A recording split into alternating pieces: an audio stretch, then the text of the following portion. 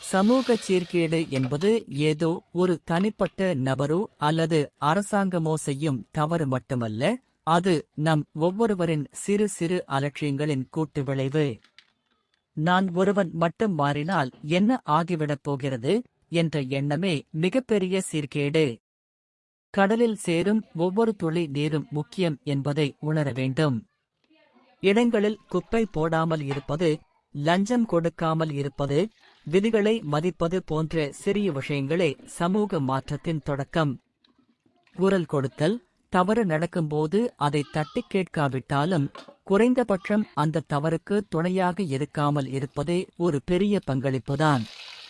சமூகம் என்பது ஒரு கண்ணாடி போன்றது.